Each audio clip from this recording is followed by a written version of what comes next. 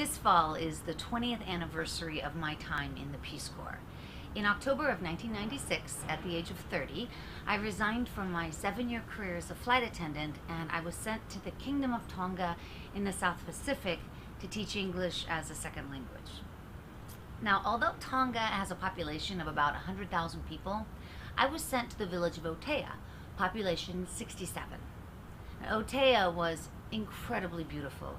White sand, blue waters, towering palm trees, exactly like you'd picture a remote island in the South Pacific. But it was also pretty primitive. I mean, there were no roads, no cars, no telephones, no electricity, no running water.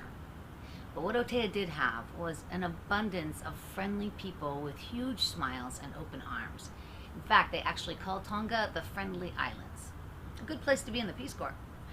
Now, when we first arrived in Otea, the sun was setting and a warm breeze was blowing, and I could see children on the beach in blue and white school uniforms. They were singing a welcoming song for us.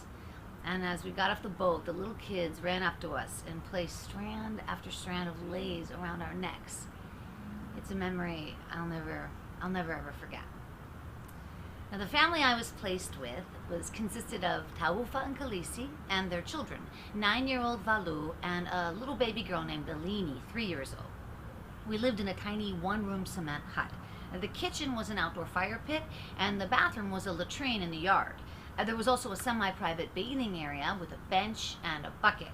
And I say semi-private because the walls were about 4 feet high and made of palm fronds that were woven together, and you could see neighbors walking by.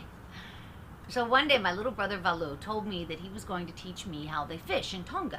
And Valu was a scrappy little kid with a wide, toothy grin. His clothes were always a little too big on him. He didn't care. Now, he liked to sneak around and spied on me all the time, but I always knew he was around because he giggled all the time. So anyway, one day I followed Valu through the village down to the beach and to a small rock pier. He gave me an empty beer bottle with a fishing line wrapped around it and a crude hook on the end of the line. There was a language barrier between Valu and I. It was huge, but nonetheless, he encouraged me to copy him. And he pulls about 3 feet of line off of his bottle, and he swung it around in the air over his head like a cowboy would, throw a lasso. And he released it far into the clear lake-like perfect Pacific Ocean. He made it look so easy. I couldn't imagine how this was going to work, because every time I threw the line, it either just got caught on my shirt or just fell harmlessly at my feet.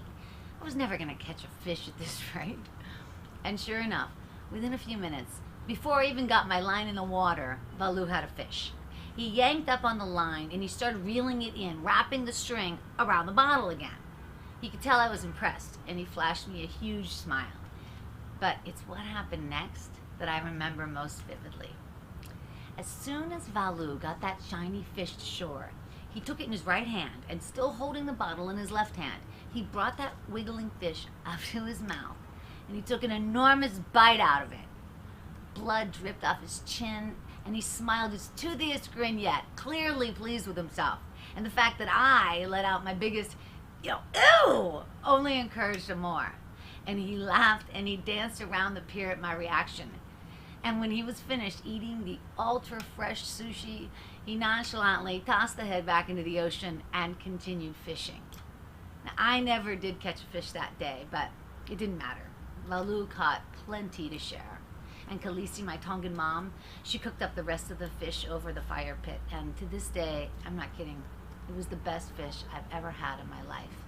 And it cemented my stay in the Tongan culture with my Tongan family.